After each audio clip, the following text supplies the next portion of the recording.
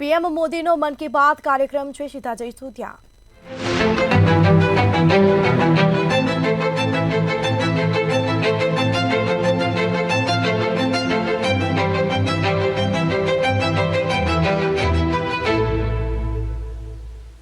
मेरे प्यारे देशवासियों, नमस्कार।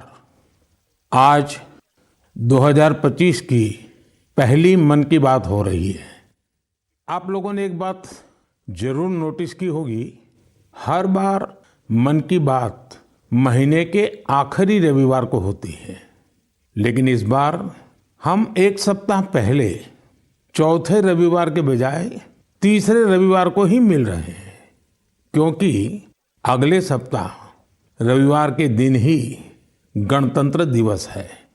मैं सभी देशवासियों को गणतंत्र दिवस की अग्रिम शुभकामनाएं देता हूं। साथियों, इस बार का गणतंत्र दिवस बहुत विशेष है। ये भारतीय गणतंत्र की 75वीं वर्षगांठ है।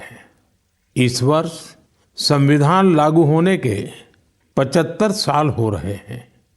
मैं संविधान सभा के उन सभी महान व्यक्तित्वों को नमन करता हूं, जिन्होंने हमें हमारा पवित्र संविधान दिया।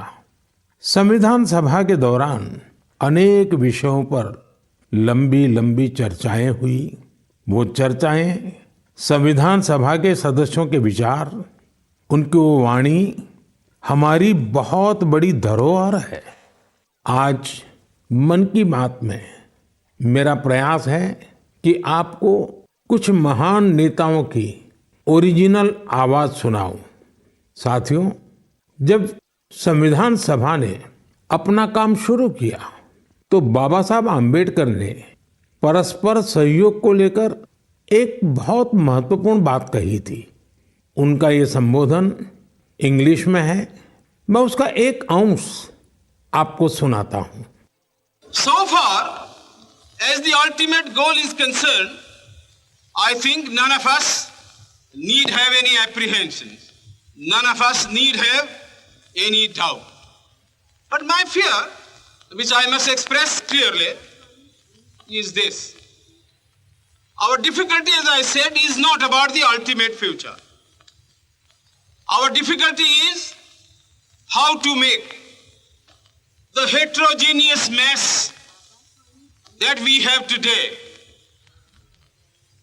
take a decision in common and march in a cooperative way on that road which is bound to lead us to unity.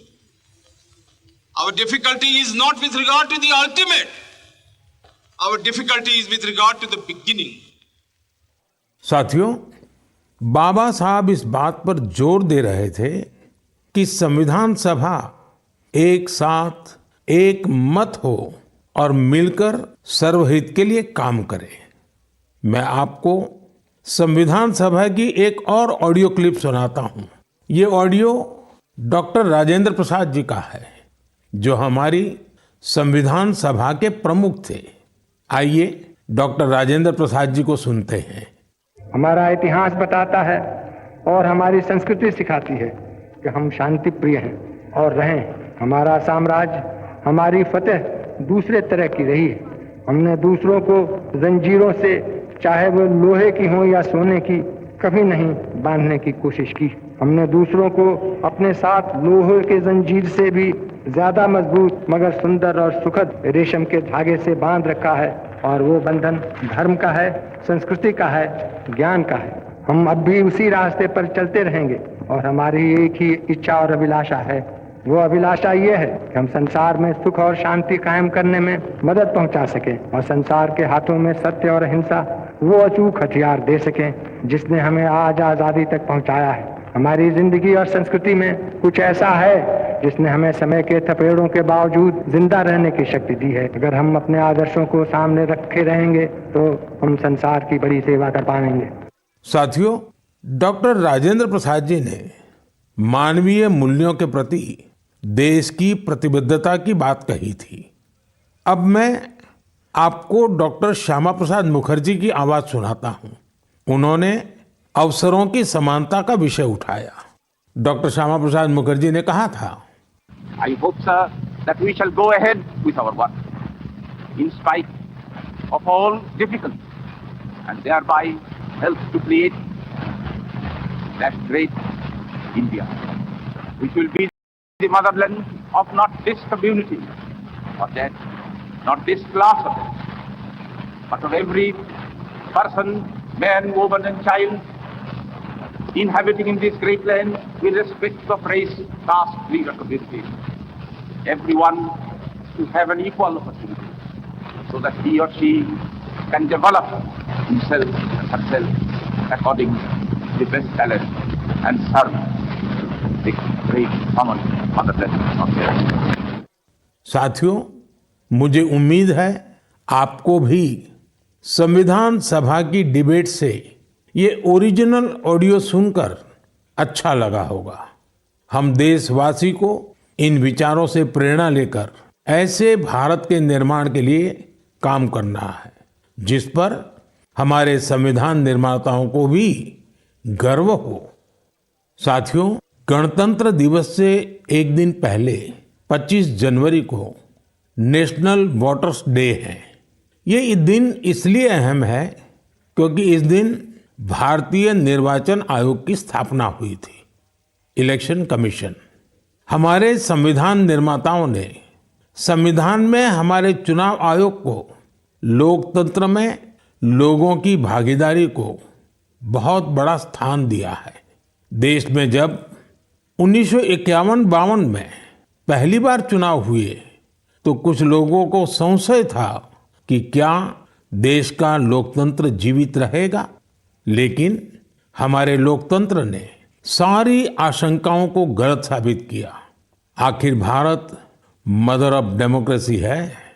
बीते दशकों में भी देश का लोकतंत्र सशक्त हुआ है, समृद्ध हुआ है। मैं चुनाव आयोग का भी धन्यवाद दूंगा जिसने समय समय पर हमारी मतदान प्रक्रिया को आधुनिक बनाया है, मजबूत किया है। आयोग ने जनशक्ति को और शक्ति देने के लिए तकनीकी शक्ति का उपयोग किया। मैं चुनाव आयोग को निष्पक्ष चुनाव के उनके कमिटमेंट के लिए बधाई देता हूं।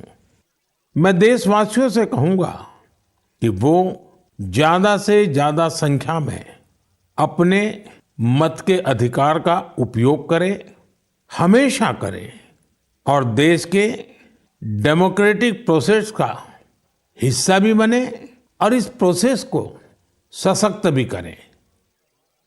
मेरे प्यारे देशवासियों, प्रयागराज में महाकुंभ का श्री गणेश हो चुका है। चिरस्मरणीय जन सैलाब, अकल्पनीय दृश्य और समता समरसता का असाधारण संगम। इस बार कुंभ में कई दिव्य योग भी बन रहे हैं। कुंभ का ये उत्सव विविधता में एकता का उत्सव मनाता है। संगम की रेती पर पूरे भारत के, पूरे विश्व के लोग जुड़ते हैं। हजारों वर्षों से चली आ रही इस परंपरा में कहीं भी कोई भेदभाव नहीं, जातिवाद नहीं। इसमें भारत के दक्षिण से लोग आते हैं, भारत के पूर्व और पश्चिम से लोग आते हैं। कुंभ में गरीब अमीर सब एक हो जाते हैं। सब लोग संगम में डुबकी लगाते हैं, एक साथ भंडारों में भोजन करते हैं, प्रसाद लेते हैं। तभी तो कुंभ एकता का महाकुंभ है। कुंभ का आयोजन हमें ये भी बताता है कि कैसे हमारी परंपराएं पूरे भारत को एक सूत्र में बांधती हैं। उत्तर से दक्षिण तक मान्यताओं को मानने के तरीके एक जैसे ही हैं।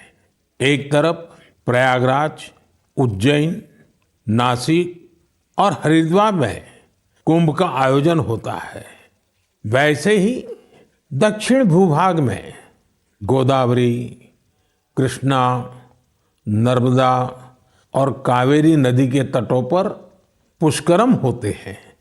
ये दोनों ही पर्व हमारी पवित्र नदियों से, उनकी मान्यताओं से जुड़े हुए हैं। इसी तरह कुंभकोणम से तिरुक्कड़ियूर, कुड़वासल से तिरुचेरै अनेक ऐसे मंदिर हैं जिनकी परंपराएं कुंभ से जुड़ी हुई हैं। साथियों, इस बार आप सब ने देखा होगा कि कुंभ में युवाओं की भागीदारी बहुत व्यापक रूप में नजर आती है। और ये भी सच है कि जब युवा पीढ़ी अपनी सभ्यता के साथ गर्व के साथ जुड़ जाती है तो उसकी जड़ें और मजबूत होती हैं और तब उसका स्वर्णिम भविष्य भी सुनिश्चित हो जाता है। हम इस बार कुंभ के डिजिटल फुटप्रिंट्स भी इतने बड़े स्केल पर देख रहे हैं। कुंभ की ये वैश्विक लोकप्रियता हर भारतीय के लिए गर्व की बात है। साथियों, कुछ दिन पहले ही पश्चिम बंगाल में गंगा सागर मेले का भी विहंगम आयोजन हुआ है। संक्रांति के पावन अवसर पर इस मेले में पूरी दुनिया से आए लाखों श्रद्धालुओं ने डुबकी लगाई है। कुंभ, पुष्करम और गंगा सागर मेला हमारे ये पर्व हमारे सामाजिक मेलजोल को, सद्भाव को, एकता को बढ़ाने वाले पर्व है। ये पर्व भारत के लोगों को भारत की परंपराओं से जोड़ते हैं और जैसे हमारे शास्त्रों ने संसार में धर्म, अर्थ, काम, मोक्ष चारों पर बल दिया है, वैसे ही हमारे पर्वों और परंपराएं भी आध्यात्मिक, सामाजिक, सांस्कृतिक और आर्थिक हर पक्ष को भी सशक्त करते हैं। साथियों, इस महीने हमने पौष शुक्ल द्वादशी के दिन रामलला के प्राण प्रतिष्ठा पर्व की पहली वर्षगांठ मनाई है। इस साल पौष शुक्ल द्वादशी 11 जनवरी को पड़ी थी। इस दिन लाखों राम भक्तों ने अयोध्या में रामलला के साक्षात दर्शन कर उनका आशीर्वाद दिया। प्राण प्रतिष्ठा की ये द्वादशी भारत की सांस्कृतिक चेतना की पुनः प्रतिष्ठा की द्वादशी है। इसलिए पौष शुक्ल द्वादशी का ये दिन एक तरह से प्रतिष्ठा द्वादशी का दिन भी बन गया है। हमें विकास के रास्ते पर चलते हुए ऐसे ही अपनी विरासत को भी सहेजना है, उनसे प्रेरणा लेते हुए आगे बढ़ना है। मेरे प्यारे देशवासियों, 2025 की शुरुआत में ही भारत ने अंतरिक्ष के क्षेत्र में कई ऐतिहासिक उपलब्धियां हासिल की हैं। आज मुझे ये बताते हुए गर्व है कि एक भारतीय स्पेस टेक स्टार्टअप बेंगलुरु के पिक्सेल ने भारत का पहला निजी सैटेलाइट कॉन्स्टेलेशन फायरफ्लाई सफलतापूर्वक लॉन्च किया है। यह सैटेलाइट कॉन्स्टेलेशन दुनिया का सबसे high resolution hyper spectral satellite constellation है। इस उपलब्धि ने न केवल भारत को आधुनिक स्पेस टेक्नोलॉजी में अग्रणी बनाया है, बल्कि यह आत्मनिर्भर भारत की दिशा में भी एक बड़ा कदम है। ये सफलता हमारे निजी स्पेस सेक्टर की बढ़ती ताकत और इनोवेशन का प्रतीक है। मैं इस उपलब्धि के लिए पिक्सेल की टीम, इसरो और इन स्पेस को पूरे देश की ओर से बधाई देता हूं। साथियों, कुछ दिन पहले हमारे वैज्ञानिकों ने स्पेस सेक्टर में ही एक और बड़ी उपलब्धि हासिल की। हमारे साइंटिस्ट ने सैटेलाइट्स की स्पेस डॉकिंग कराई है। जब अंतरिक्ष में 2 स्पेसक्राफ्ट कनेक्ट किए जाते हैं तो इस प्रक्रिया को स्पेस डॉकिंग कहते हैं। यह तकनीक अंतरिक्ष में स्पेस स्टेशन तक सप्लाई भेजने और क्रू मिशन के लिए अहम है। भारत ऐसा चौथा देश बना है जिसने ये सफलता हासिल की है। साथियों, हमारे वैज्ञानिक अंतरिक्ष में पौधे उगाने और उन्हें जीवित रखने के प्रयास भी कर रहे हैं। इसके लिए इसरो के वैज्ञानिकों ने लोबिया के बीज को चुना। 30 दिसंबर को भेजे गए ये बीज अंतरिक्ष में ही अंकुरित हुए। ये एक बेहद प्रेरणादायक प्रयोग है जो भविष्य में स्पेस में सब्जियों उगाने का रास्ता खोलेगा। ये दिखाता है कि हमारे वैज्ञानिक कितनी दूर की सोच के साथ काम कर रहे हैं। साथियों, मैं आपको एक और प्रेरणादायक पहल के बारे में बताना चाहता हूं।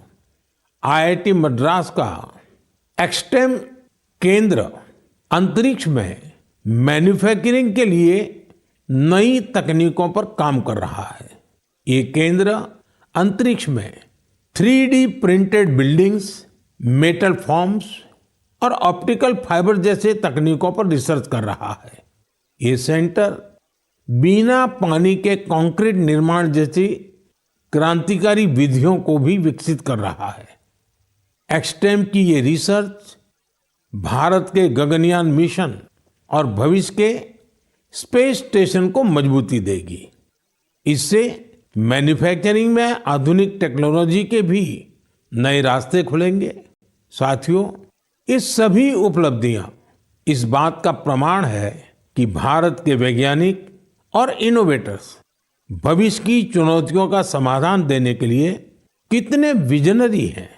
हमारा देश आज स्पेस टेक्नोलॉजी में नए कीर्तिमान स्थापित कर रहा है। मैं भारत के वैज्ञानिकों, इनोवेटर्स और युवा उद्यमियों को पूरे देश की ओर से शुभकामनाएं देता हूं।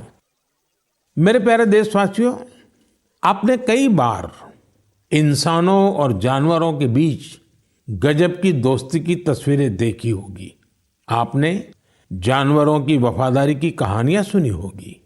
जानवर पालतू हो या जंगल में रहने वाले पशु, इंसानों से उनका नाता कई बार हैरान कर देता है। जानवर भले बोल नहीं पाते, लेकिन उनकी भावनाओं को, उनके हाव भाव को इंसान भली भांति भांप लेते हैं। जानवर भी प्यार की भाषा को समझते हैं, उसे निभाते भी हैं। मैं आपसे असम का एक उदाहरण साझा करना चाहता हूं। असम में एक जगह है नौगांव। नौगांव हमारे देश की महान विभूति श्रीमद शंकर देव जी का जन्म स्थान भी है। यह जगह बहुत ही सुंदर है। यहाँ हाथियों का भी एक बड़ा ठिकाना है। इस क्षेत्र में कई घटनाएं देखी जा रही थी जहां हाथियों के झुंड फसलों को बर्बाद कर देते थे। किसान परेशान रहते थे, जिससे आसपास के करीब 100 गांवों के लोग बहुत परेशान थे। लेकिन गांव वाले हाथियों की भी मजबूरी समझते थे। उन्हें पता था कि हाथी भूख मिटाने के लिए खेतों का रुख कर रहे हैं, इसलिए गांव वालों ने इसका समाधान निकालने की सोची। गांव वालों की एक टीम बनी जिसका नाम था हाथी बंधु। हाथी बंधुओं ने सूझबूझ दिखाते हुए करीब 800 बीघा बंजर भूमि पर एक अनूठी कोशिश की। यहाँ गांव वालों ने आपस में मिलजुल कर नेपियर ग्रास लगाई। इस घास को हाथी बहुत पसंद करते हैं। इसका असर ये हुआ कि हाथियों ने खेतों की ओर जाना कम कर दिया। यह हजारों गांव वालों के लिए बहुत राहत की बात है। उनका ये प्रयास हाथियों को भी खूब भाया है। साथियों, हमारी संस्कृति और विरासत हमें आसपास के पशु पक्षियों के साथ प्यार से रहना सिखाती है। ये हम सभी के लिए बहुत खुशी की बात है कि बीते 2 महीनों में हमारे देश में 2 नए टाइगर रिजर्व्स जुड़े हैं।